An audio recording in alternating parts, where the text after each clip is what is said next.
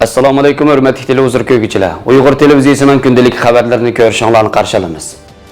Yevropa Ittifoqi va boshqa davlatlar lagerlar haqidagi maxfiy hujjatlarga inkas bildirdi. Qirg'iziston Uyg'urlari ittifoq jamiyati qurilganligining 30 yilligini xotirladi. Çavuşoğlu İslam Hamkorlik Tashkilotining jiddidagi yig'inida Uyg'urlarning tilga oldi. Uyg'urlarning o'tmishi va bugungi nazar muhokama yig'ini ochildi. Tövəndə diktanlar xəbərlərimizdən təfsili məzmunlarda bolsun. Germaniya, Angliya və Avropa İttifaqı Xitayning 24 noyabr günü aşkarlanğan lagerlar haqidagi maxfiy hujjatiga inkas bildirib, Xitoy hukumatini xalqaro jamiyatning Sharq Turkistonda erkin tekshirish olib berish uchun yo'l qo'yishga chaqirdi.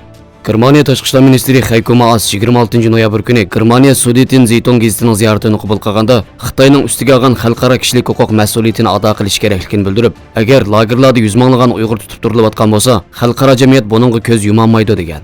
Angliya muhofazachi gazetining xabar qilishicha, Angliya Tashqi ishlar ministrligi 25 noyabr günü bayonot e'lon qilib, Xitoyning Birlashgan Davlatlar Tashkilotining Sharq Turkistondagi lagerlarda darhol va cheklimsiz tekshirish olib berishga yo'l qo'yishga chaqirganligini bildirib, chaqiriqning e'lon qilishiga Xitoyning yaqinda oshkorlangan lagerlar haqidagi maxfiy hujjat sabab bo'lganligini ta'kidlagan. Xabarda qayd qilinishicha, Angliya Tashqi ishlar ministrligi bayonotchisi Xitoyning Uyg'ur musulmonlarga va Sharqiy Turkistondagi boshqa etnik millatlarga qaratilgan madaniyat, diniy erkinlik jihatlaridagi chekidan oshgan cheklamalarga xotima berishni talab qilganligini bildirgan. O'xshash kunda Yevropa Ittifoqi bayonot e'lon qilib, rayondagi siyosiy atalmish qayta tarbiyalash lagerlarini tanqid qilgan. Yevropa komissiyasining ayol bayonotchisi o'zlarining yangi oshkorlangan maxfiy hujjatning tafsilotlariga baho bermaydiganligini bildirib, siyosiy qayta tarbiyalash lagerlarining mavjudligiga Sharq Turkistondagi Uyg'ur va boshqa asonliq millatlarning keng ko'lamli taqiblanishi va madaniyat, diniy erkinliklarining cheklanishiga qarshi izchil fikrni bildirib kelayotganligini ta'kidlagan. 24 noyabr günü Washingtondagi xalqaro tekshirish axborotchiligi birlashmasi Xitoyning lagerdagi tutqunlarni qanday boshqarish haqidagi maxfiy hujjatlarni oshkorlab, xalqarada qattiq g'ulg'ul qo'zg'agan edi.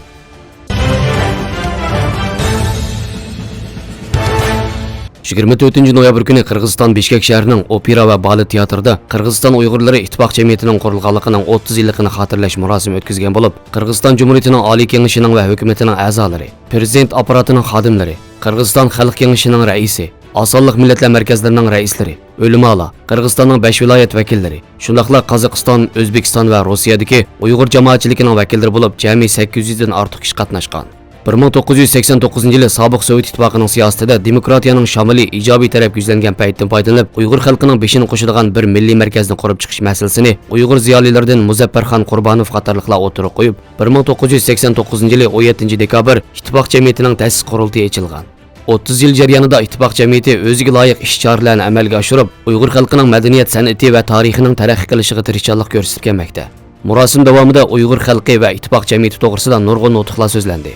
Qirg'iz Jumhuriyati Oliy kengashining muavin raisi Bakirov Nurlan Uyg'ur xalqining Qirg'iz Jumhuriyatining taraqqiyotiga uzun yillardan buyon zo'r tuhfalarni qo'shib kelayotganligini ta'kidlab, Qirg'izistonning tarixi, madaniyati, iqtisod, salomatlik va boshqa sohalarda Uyg'ur xalqining o'g'il-qizlari zo'r tuhfalarni qo'shib kelganligini, faşistlarga qarshi urushda eg'ir kunlarda Uyg'ur xalqi Qirg'iz xalqi bilan birga o'zlarining xolis tuhfalarini qo'shib kelganligini bildirdi.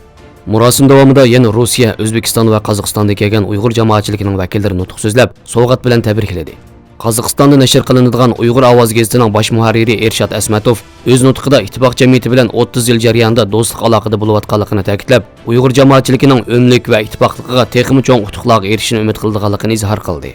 Mazkur marosimda ittifoq jamiyati yoshlar komiteti, Intizor milliy soz ansambli, Yulduz Uyg'ur milliy usul ansambli, Qozog'istondagi Quddus Xo'jamiyarov nomidagi Uyg'ur teatrining mohirlarining yoshlik naqshi guruhi va Ruxsor milliy usul ansambli san'at numurlarini o'rindab, tomoshabinlarning qizg'in olqishlariga erishdi.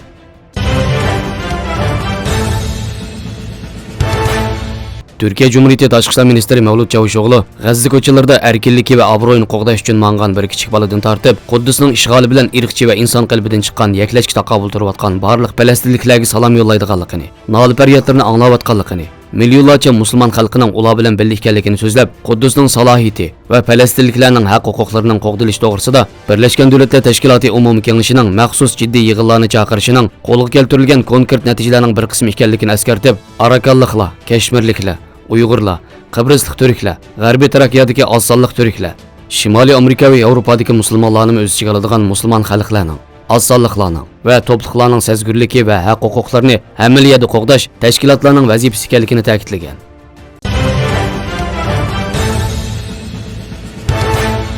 Amerika Uyg'ur Akademiyasining uyushtirishi bilan 23 noyabr kuni Virjiniya shtatida Uyg'urlarning o'tmishi va buguniga nazar muhokama yig'ini o'tkazilgan. Uyg'ur Akademiyasining Amerika tarmoq qurilib tunji qatim o'tkazgan bu ilmiy muhokama yig'ini 11-asrda o'tgan ataqliq Uyg'ur mutafakkiri Yusuf Qasojib tug'ilganligining 1000 yilligi va 12-dekabr Uyg'ur o'quvchilar harakatining 34 yilligiga bag'ishlangan. Yig'inga qatnashgan doktor Abdulaziz Abduqodir, doktor Nabijan Tursun, doktor Mehmet Emin, doktorant Mustafa Aqsu qatorliq tadqiqotchilar hamda Roshan Abbas, Nurmamat Musabay, Anqar Anvar va Iroda Qashqari qatorliq faoliyatchilar maxsus temalarda doklad bergan. Oldi bilan Amerika Uyg'ur Akademiyasi raisi doktor Erkin Abdulaziz ichilish nutqi so'zlab, yig'inga tashrif qilganlarga rahmatini bildirdi va Uyg'ur tarixidagi davlat boshqarish falsafasining otasi Yusuf Qasojib tug'ilganligining 1000 yilligini qizg'in tabrikladi. Orqadan Akademiya sobiq faxriy raisi doktor Erkin Sidiqning tabrik videosi ko'pchilikning huzuriga sunildi.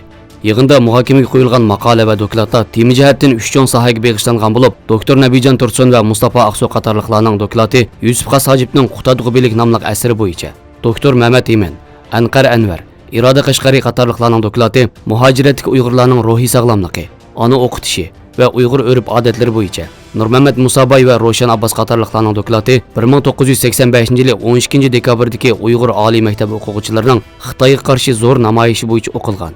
Tarix fanlari doktori Nabijan Tursun Mahmud Qashqarining milliy ideyasi va Yusuf Qasojibning tariximizda tutgan o'rni, asardagi milliy ideya. Bu ikki buyuk olimning asarlarining maydonga kelish tarixiy arx ko'rinish qatorliqlar haqida atrofli so'zlab, Urxun Uyg'ur xonligi yemirilgandan keyingi Qaraxoniylar, Etic va Gansu Uyg'ur xonligidan iborat o'xshash davrda mavjud bo'lib turgan xonliqlar orasidagi milliy munosabatni tushuntirib, shu davrdagi Uyg'ur milliy ideyasining siyosiy munosabatlaridagi, shundoqla Turkiy tillar divonida topgan ifodasini tushuntirib o'tgan.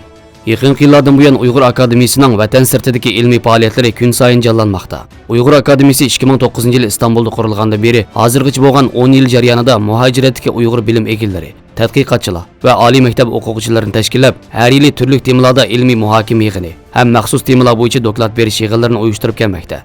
Uningdan sirt Uyg'ur Akademiyasi har qaysi davlatlarda o'qiyotgan Uyg'ur oliy maktab o'quvchilarini tashkillab, qarorlik holda ularga chet el tili, Uyg'ur tarixi, Uyg'ur madaniyati va navbatdagi dunyo vaziyati bo'yicha turli kurs, leksiya ham uchur almashtirish faoliyatlarini uyushtirib kelmoqda.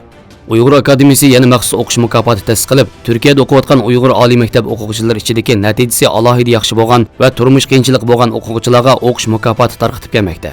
Uyg'ur Akademiyasi o'tgan yildan buyon Amerika va Yevropada tarmoqlarni qurgan bo'lib, bu bir yil ichida Avstraliya, Kanada, Yaponiya va O'rta Osiyoda tarmoq organlarini etishni planlamoqda.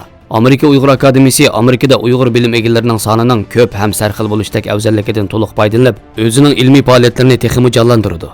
Xabarlarimizni ko'rganinglarga rahmat. Ko'rishguncha omon bo'linglar. Xayr xo'sh. Allohga omonat.